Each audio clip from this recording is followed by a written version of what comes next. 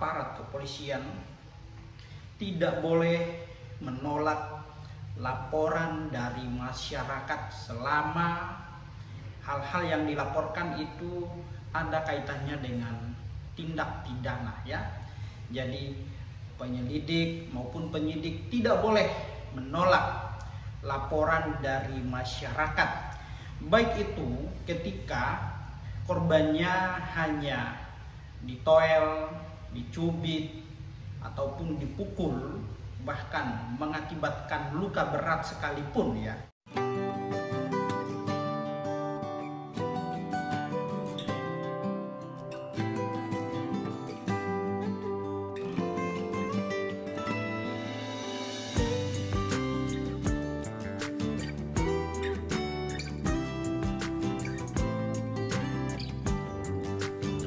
Assalamualaikum warahmatullahi wabarakatuh, teman-teman.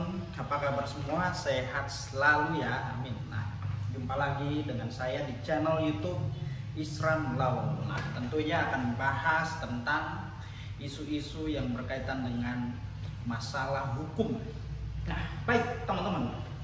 Ada teman saya bertanya seperti ini, Bang, apakah bisa diproses ketika mendapat penganiayaan yang lukanya cukup memar saja?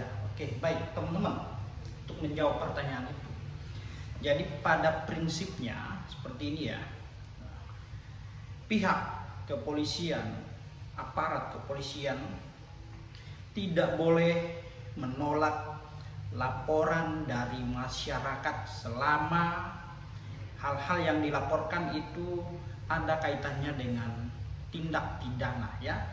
Jadi penyelidik maupun penyidik tidak boleh menolak laporan dari masyarakat, baik itu ketika korbannya hanya ditoel, dicubit, ataupun dipukul, bahkan mengakibatkan luka berat sekalipun ya. Ingat, penyidik, penyelidik, atau kepolisian pada umumnya tidak boleh menolak laporan dari masyarakat selama peristiwa yang akan dilaporkan ada kaitannya dengan tindak pidana. Oke, baik teman-teman. Dalam kasus tindak pidana seperti penganiayaan misalkan, ini ada 3 klasifikasi ya. Nah, ada penganiayaan ringan, ada penganiayaan yang mengakibatkan luka berat, bahkan penganiayaan yang mengakibatkan kematian. Nah, itu semua diatur dalam pasal 351 ayat 1, ayat 2, ayat 3, 352 ya, dan masih ada selanjutnya. Nah, terkait peristiwa tindak pidana yang telah dilaporkan oleh masyarakat, baik itu sebagai korban ya, jadi tidak boleh ditolak oleh penyelidik, penyidik, bahkan kepolisian ya. Jadi dia harus diterima, harus diproses terlebih dahulu. Nah, manakala misalkan seperti yang disampaikan tadi, bahwasanya dia mengalami penganiayaan yang dimana lukanya itu hanya sekedar memar saja ya, itu tetap harus diproses ya, tidak mengenal namanya luka berat, luka ringan, bahkan kematian ya. Harus diproses, harus diterima terlebih dahulu. Nah, terkait proses hukumnya ke depan nanti akan ada namanya restoratif justice ya. Nah, kalau misalkan lukanya hanya luka memar saja atau masuk dalam kategori tindak pidana ringan, maka akan dilakukan upaya-upaya restoratif justice ya. Penyelesaian masalah hukum di luar daripada pengadilan diselesaikan ya.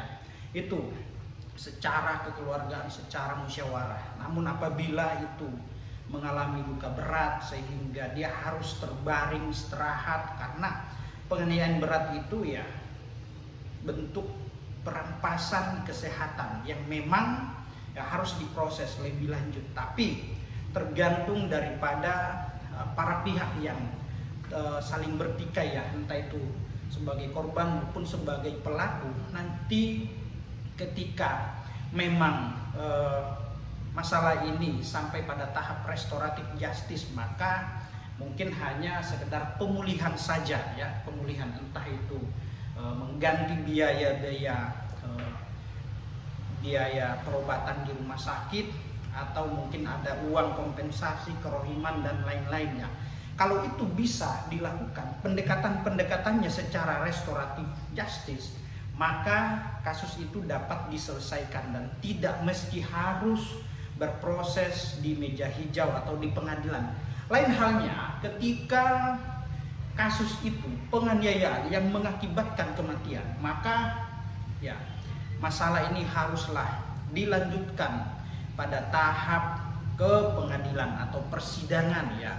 Nah, seperti itu ya. Nah, terkait adanya biaya kompensasi santunan dari pihak pelaku terhadap keluarga korban yang telah ditinggalkan atau korban yang telah mengalami penganiayaan atau mengakibatkan kematian, itu hal yang berbeda. Nah, namun upaya itikat baik seperti pemberian kompensasi, memberikan biaya ganti rugi dan lain-lain itu tidak menghapus pidana, tetapi itu sebagai pertimbangan yang mulia majelis hakim untuk memutus perkara tersebut mungkin bisa lebih ringan atau sebaliknya. Nah, itu teman-teman ya.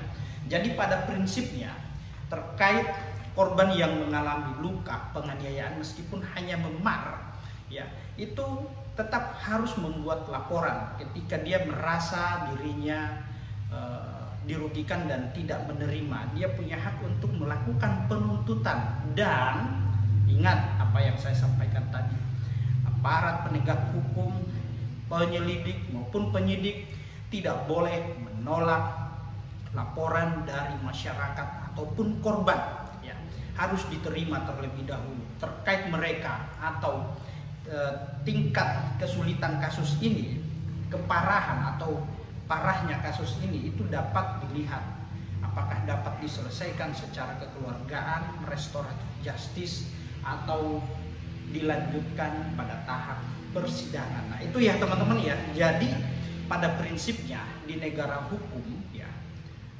tidak boleh menolak laporan dari masyarakat selama kasus itu ada kaitannya atau selama peristiwa yang akan dilaporkan atau diadukan ada kaitannya dengan tindak pidana atau kejahatan, teman-teman.